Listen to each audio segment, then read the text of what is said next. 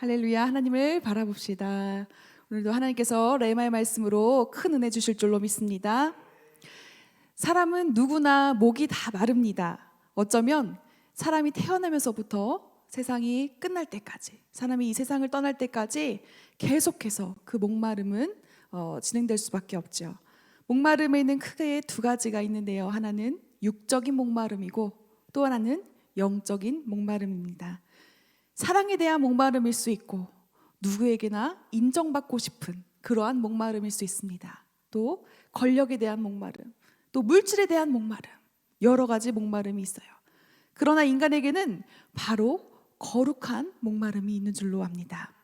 하늘의 것을 찾는, 위의 것을 찾는 그러한 영적인 목마름이 있는 것입니다. 우리나라의 최고의 지성인이라고 불리는 이어령 교수가 있습니다. 들어보셨나요? 이어령 교수는요, 자신을 평생 한 우물만 팠던 사람이다. 아니, 평생 우물만 파는 사람이었다라고 이렇게 고백을 했습니다. 늘 알 수 없는 그 갈증이 이 이어령 교수는 늘 마음속에 있었어요. 그래서 자신의 목마름에 대해서 이렇게 고백하는데 제가 짧은 글을 읽어드리겠습니다. 명예를 달라면서 글을 썼더니 명예가 생겼고, 돈을 벌고 싶어서 벌려고 애쓰니까 돈이 생겼다. 또 병 때문에 병원에 다니니까 병이 나았다. 그런데 어느 날 너무 외로워서 극장에 가서 영화를 보고 좋아하는 글을 봐도 마음은 채워지지 않고, 이 세상에 나 혼자구나, 이런 느낌이 다가와서 절대 고독을 느끼게 되었다. 이러한 영혼의 목마름은 어디로 가야 채울 수 있을까? 이어령 교수님이 이렇게 말을 한 거예요. 어떤 것으로도 자신의 목마름이 채워지지 않았다는 것입니다, 여러분. 그런데 어느 순간 그 갈증이 바로 진리에 대한 갈증이에요. 살아계신 창조주 하나님에 대한 갈증이라는 것을 이분이 깨달았어요. 수없이 많은 우물을 파면서 그 고독한 영혼의 광야의 길을 계속해서 걸어왔었는데 비로소 영원히 목마르지 않을 샘물을 만났는데 그것이 바로 우리 하나님이라는 것이죠. 이어령 교수는 그렇게 진리의 하나님을 깨닫게 되고 그렇게 갈증났던 그 영혼의 목마름이 채워졌다고 합니다. 여러분은 어떤 것에 목말라 하고 계십니까? 오늘 본문을 보면요, 저자가 영적으로 몹시 갈증이 나 있는 것을 우리가 볼 수 있습니다. 사슴이 시냇물을 찾듯이 하나님을 갈망한다고 표현을 하고 있는데 우리 1절 말씀 함께 읽겠습니다. 시작. 하나님이여, 사슴이 시냇물을 찾기에 갈급한 같이 내 영혼이 주를 찾기에 갈급하니이다. 아멘. 팔레스타인은 건기가 되면요, 비가 잘 안 와요. 그래서 이 사슴이 물을 찾으려면 하루 종일 다녀야 돼요. 사람이 지켜보는지 그런 것도 모르고 그냥 물만 찾아 다니는 거예요. 여러분, 사슴의 입장을 생각해 보십시오. 얼마나 목이 마릅니까? 물이 아니면 죽음이에요. 그럼 물을 찾을 때까지, 물을 만날 때까지 그냥 사방팔방 다 뛰어다니며 돌아다니는 것입니다. 다른 것이 눈에 들어오지 않죠. 그런데 저자가 사슴처럼 이같이 하나님을 보면 찾고 있어요. 왜 이렇게 하나님을 찾고 있을까? 무슨 이유에서일까요? 3절에 함께 보겠습니다. 3절 함께 읽겠습니다. 사람들이 종일 내게 하는 말이 내 하나님이 어디 있느냐 하오니 내 눈물이 쥐야로 내 음식이 되었도다. 아멘. 저자는요, 마음이 굉장히 지금 상해 있는 것을 우리가 알 수 있어요. 얼마나 마음이 상하면 사는 사람들이 나를 보고 네 하나님이 어딨냐고 이렇게 물어본다는 거. 네 하나님이 어디 있느냐. 내가 너같이 하나님 믿으려면 하나님 안 믿겠다. 얼마나 상황이 나쁘면, 좋지 않으면 사람들이 그것을 보고 차라리 그렇게 하면 하나님 안 믿겠다. 너는 하나님이 떠나 계신다는 거예요. 또 왜 절망합니까? 4절에 보면 과거하고 지금 저자 자신의 현실과 비교합니다. 함께 읽겠습니다. 내가 전에 성의를 지키는 무리와 동행하여 기쁨과 감사의 소리를 내며 그들을 하나님의 집으로 인도하였더니 이제 이 일을 기억하고 내 마음이 상하는도다. 예전에는 하나님의 은혜를 누리면서 너무나 행복하고 기쁘게 살아갔는데 지금에서 보니까 사람에게 비방을 받고 꼭 하나님께 버림받는 신세처럼 보였다는 거예요. 여러분, 사람이 살다 보면 오늘이 어제보다 나아야 되지 않겠습니까? 근데 어제보다 오늘이 더 못한 거예요. 그럼 사람 마음에 낙심이 되는 거예요. 어제보다 내가 오늘이 점점 도와줘야 되는데, 좋아져야 되는데 사람이 비방할 정도로, 나를 조롱하고 멸시할 정도로 상황이 나빠졌어요. 얼마나 속이 상하고 마음이 상하겠습니까? 여러분, 그런데요, 우리가 인생을 살아가는 데 있어서 정말 자주 낙심하고 자주 불안에 떨 때가 있습니다. 믿음을 가진 하나님의 자녀도 또한 어김없이 불안과 낭망이 찾아오지 않습니까? 그런데 우리가 알 수 있는 것은 낭망 때문에 더 하나님을 찾게 된다는 것이에요. 불안 때문에 더 하나님을 집요하게 붙잡는다는 것이에요. 얼마 전에 어제죠, 동기들 모임이 있었어요. 저희가 신학과 08학번 출신인데 처음으로 이제 모였습니다. 왜 다 목회로서 자리 잡은 게 아니라 다 뭐 수련목하고 진급 과정에 있고 부목사로 있고 하니까 시간 내기가 어려운 거여서 98명의 동기 중에 14명이 모였습니다. 그래도 너무 좋은 거예요. 그래서 학교 시절에 막 학창 시절 얘기도 하고, 우리가 그때 그랬었지, 뜨겁게 우리가 불 받아서 이렇게 목회한다고 했었지, 이런 이야기를 나눴어요. 그런데 얼마 전에 큰 어려움을 당한 제 동기가 있었어요. 100% 지하교회였었는데, 개척교회였는데 다 침수가 돼서 수혜로 정말 어떻게 나한테 이런 일이 있을까. 그 얼마 전에는 자식을 잃었거든요. 3살짜리 아이를 잃었어요. 백혈 급성 어떤 희귀성 질환으로 아이가 떠났어요. 그런데 이거를 누구에게 알리고 싶지가 않다라는 거예요. 왜 너한테만 그런 일이 생기는데, 너는 왜 도움만 받고 사는데. 이게 마음이 너무 낙심이 돼서 그냥 다 때려치고 싶었다는 거예요. 근데 그런 그 친구뿐만이 아니라 다들 뭐 부목사 임지로 갔는데 1개월 만에 너 나가. 그냥 아이를 데리고 갔는데 당장에 쫓겨난 거예요. 너 지금 어떻게 사는데?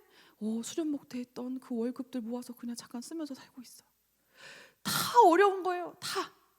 넌 어떻게 사는데? 나는 우리 아버지가 갑자기 다리가 불편하셔서 휠체어 타고 다니시는데 엄마 혼자 어떻게 못 하셔가지고 내가 아빠가 병간호를 하고 있어.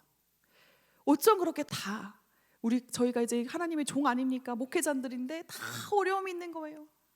그런데 중요한 것은 그 절망과 그 낙심 가운데 하나님을 더 붙잡게 된다는 것이죠. 여러분, 나에게 무슨 일이 일어나느냐는 것이 중요한 것이 아니라 그럴 때 나에게 어떤 반응이 일어나느냐가 정말 중요한 것입니다. 신약에 보면요, 막달라 마리아가 예수님 만나서 새 인생을 찾지 않습니까, 여러분? 막달라 마리아는요, 어떤 인생을 살았어요? 7 귀신에 사로잡혀서 정신과 육체적으로 시달림을 당했어요. 사람들이 소외시켰어요. 그리고 삶이 불안정했어요. 이 막달라 마리아가 예수님을 만남으로 해서 새 인생을 찾았고 새로운 소망을 보았습니다. 예수님 없이는 살아갈 수가 없었어요. 그런데 예수님께서 십자가에 못 박혀 달려 돌아가신 거예요. 여러분, 어떻게 살아갑니까? 막달라 마리아가 내 유일한 소망이었던 예수님이 안 계세요. 어떻게 살아갑니까? 그런데 이 막달라 마리아는 제발 죽은 시체라도 보자라는 심정으로 예수님을 찾아다녔습니다. 예수님을 찾아갔어요. 다른 사람들은 낙심하며 다 돌아갔을 때 막달라 마리아만은 예수님을 찾아갔습니다. 여러분, 결국에는 죽음과 사탄의 권세를 이기신 예수님을 만나고 이 예수님이 마리아야 라고 불러주시는 거예요. 절실하게 주님을 찾을 때 어떻게 합니까? 주님을 봄으로써 그 낙심과 불안이 사라지는 거예요. 또 자식을 낳지 못해서 여러분, 한나의 심정을 잘 아시지 않습니까? 자식이 없어서 이렇게 저렇게 너무나 힘들어하고 있을 때 저 가뜩이나 힘든데 나를 힘들게 하는 한 사람이 있었으니 바로 브닌나였어요. 너는 애도 못 낳지, 나는 낳는다. 얼마나 조롱하고 멸시하는지 이 한나의 마음을 얼마나 후벼봤겠습니까? 정말 성질 같아서는 이 브닌나의 머리카락을 붙잡고 같이 싸우고 싶지만 그렇지 않고 이 한나는 어떻게 합니까? 하나님께 간절히 매달리는 거예요. 상한 마음을 붙들고 하나님 앞에 나아가서 사슴이 시냇물을 찾듯이 절규하면서 기도를 하는 거예요. 얼마나 간절하게 절규하며 주님을 찾았던지 엘리 이 제사장이 보면서 저 사람 아무래도 술에 취한 것 같다. 여러분, 보통 사람이 술에 취한 것처럼 보이기 쉽지 않습니다. 얼마나 절실하게 기도했던지요. 이렇게 한나는 간절한 기도로 하나님을 찾았고 모든 근심과 낭망이 사라지게 되었습니다. 여러분, 다른 거 필요 없어요. 내 마음이 낭망하고 불안할 때, 아무 일도 잡히지 않을 때 하나님을 한 번이라도 더 찾는 것, 간절하게 정말 하나님 한 번 더 찾는 것, 그것이면 되는 것이에요. 시편 저자도 마찬가지 아니겠습니까? 우리 5절을 함께 읽겠습니다. 시작. 내 영혼아 내가 어찌하여 낙심하며 어찌하여 내 속에서 불안해하는가. 너는 하나님께 소망을 두라. 나는 그가 나타난 도우심으로 말미암아 내 하나님을 여전히 찬송하리로다. 아멘. 이 저자는요 너무 낭망하고 내 자신이 불안하니까 뭐라고 하냐? 나를 불러요. 내 영혼아 나를 부르고 얘기하는 거예요. 내 영혼아 들을지어다. 낙심이 되느냐? 하나님을 바라라. 절망이 되느냐? 네가 하나님의 얼굴을 보아라.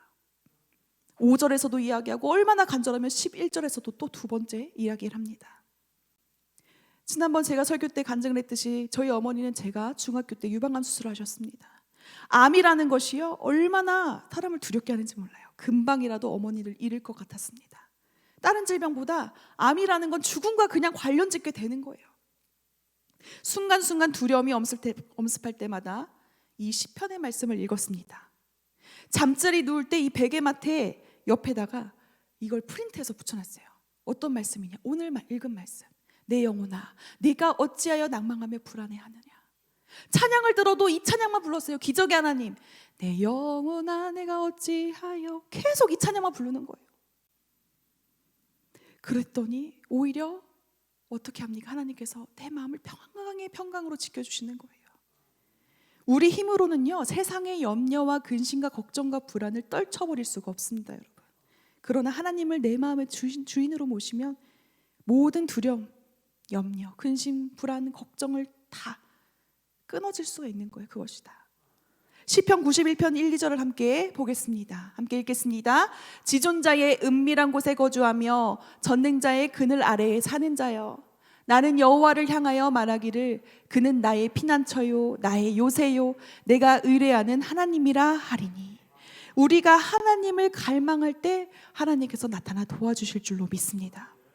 내 인생의 최악의 순간이 올지라도 하나님은 우리가 하나님을 간절히 찾을 때 어떻게 합니까? 나타나서 오히려 찬송하게끔 제 대신 화관을. 하나님은 역전의 하나님이신 거예요.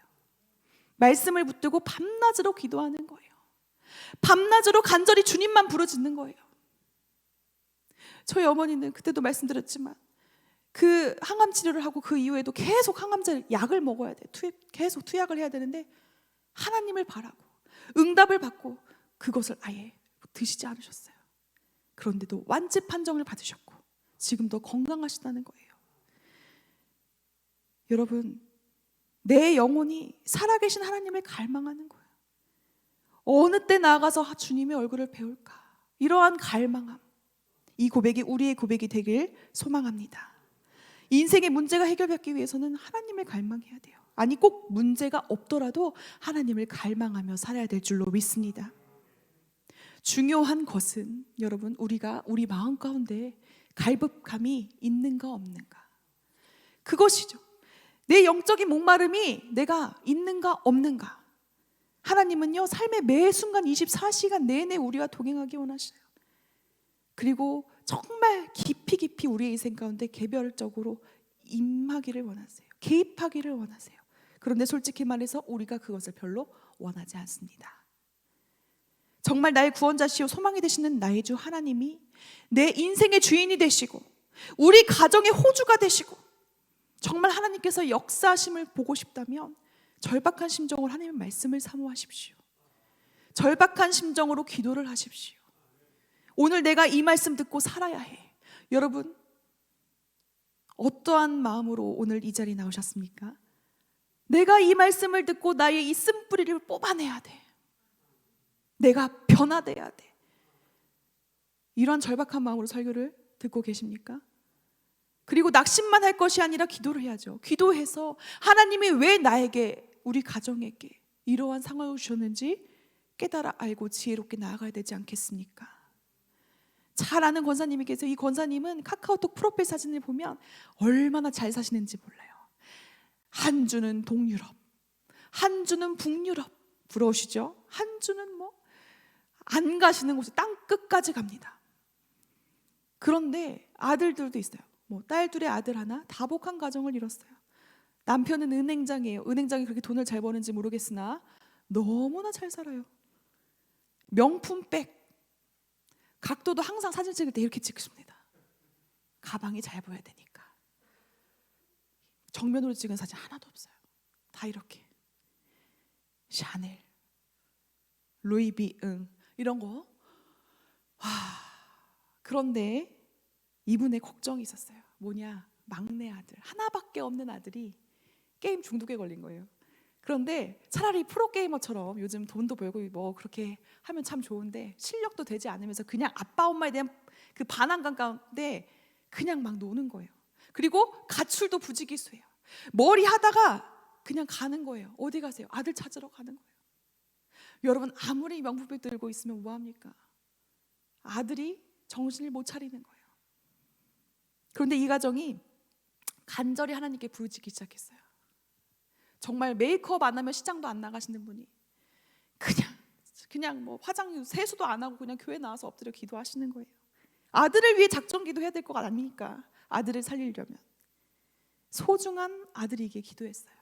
간절히 하나님께 부르짖습니다. 여러분, 성령님은요, 내가 상황 속에서 하나님을 찾게 만드십니다. 이렇게 간절히 하나님을 찾는 시편 저자에게 이후에 어떤 은혜를 주시냐면요, 얼굴을 들게 하시는 거예요. 하나님께서 낭망이 되면 여러분 고개가 숙여집니다. 잘 보세요.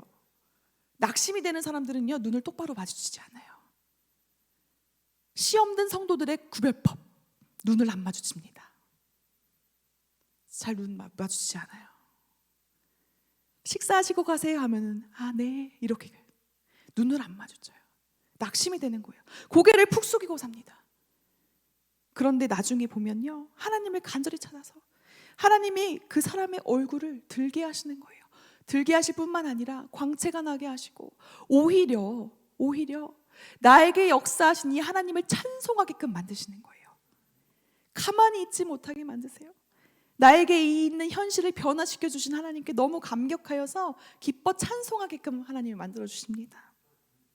하나님이 분명히 약속하셨잖아요. 수고하고 무거운 짐진 자들아 다 내게로 오라. 우리 주님 말씀하셨어요. 여러분, 이 쉼은 천국 가서 쉬라는 거 아니에요. 이 땅에서도 이 쉼을 누릴 수 있다는 거예요. 환난 날에 나를 찾으라. 기가 막힌 일들이 일어날 것이라고 주님이 약속해 주셨습니다. 그럼에도 불구하고 여태 나는 이러한 경험을 한 적이 없어. 혹은 요새는 나는 이런 은혜가 없어. 여러분, 그렇다면 자신을 깊이 돌아보시길 바랍니다. 과연 내가 사슴이 시냇물을 찾듯 요즘도 주님을 찾았는가? 지금도 나는 그렇게 찾고 있는가? 지금도 나는 그렇게 하나님의 말씀을 사모하며 주님께 간절히 부르짖고 있는 것인가? 당나귀는 18리터의 물, 그 정도의 수분을 손실하면요, 5분간 물을 계속 마시면 그 수분이 충족이 된다고 해요. 18리터의 수분을 손실을 되면 5분간 물을 계속 마셔야 돼요. 근데 사람은 2, 3리터의 땀을 흘린 후에 0.5리터만 마셔도요, 더 이상 갈증을 느끼지 못한다고 해요. 그래서 위험하다는 거예요. 왜냐하면 몸은 이만큼의 물을 필요로 하는데 조금만 마셔도, 조금만 목만 축여도 나는 괜찮아, 더 이상 갈증을 느끼지 않는다는 거예요. 그래서 우리는 이 수분 부족이 되기 전에 계속 물을 수시로 마셔줘야 되는 거예요. 그래야 몸에 문제가 발생하지 않습니다. 우리의 영혼도 마찬가지라는 거예요. 우리의 영혼이 갈증을 느낀다고 했을 때 샘솟듯 하는 충만한 은혜로 채워져야 되는데 내가 일주일에 주일 한 번 예배 드리면 되는 거야. 조금만 축이는 거예요. 이제 물 한 모금 마셨으니까 더 이상 갈증을 느끼지 않겠지. 그렇게 생각한다는 것입니다. 우리의 영혼은 더 많은 은혜를 원하고 있지만 주일 예배 한 번 참석하고 스스로 위안하고 있다는 것이죠. 여러분, 물 한 모금씩 마시면서 갈증을 해결하고자 한다면 우리는 끝내 수분 부족으로 죽게 되는 것입니다. 우리는 더욱 사슴이 시냇물 찾듯이 매일매일 주시는 그 은혜를 우리가 우리 영혼에 채워가며 살아야 될 줄로 믿습니다. 생존 본능으로 매일매일 주님을 간절하게 찾아야 될 줄로 믿습니다. 요한복음 4장 14절 말씀을 함께 읽겠습니다. 시작. 내가 주는 물을 먹는 자는 영원히 목마르지 아니하리니 나의 주는 물은 그 속에서 영생하도록 솟아나는 샘물이 되리라. 아멘. 영원히 목마르지 않도록 충만한 은혜를 주시는 하나님, 이 하나님을 찾으십시오. 특별히 내 마음에 낙심이 될 때 주님을 갈망하십시오. 하나님의 말씀을 매달리기 원합니다. 간절히 주님께 기도하기 원합니다. 공동체 예배에 정말 목숨을 걸고 열심히 참여하기 원합니다. 신실하신 하나님, 좋으신 하나님께서 때가 되면 반드시 우리 마음의 소원을 들어주시고 상황을 역전시켜 주시고 정말 우리가 구하지 않은 그 작은 신음까지도 하나님께서 응답하실 줄로 믿습니다. 오늘 시간 들은 말씀 가지고 함께 찬양하며 결단하며 기도하겠습니다. 기적의 하나님,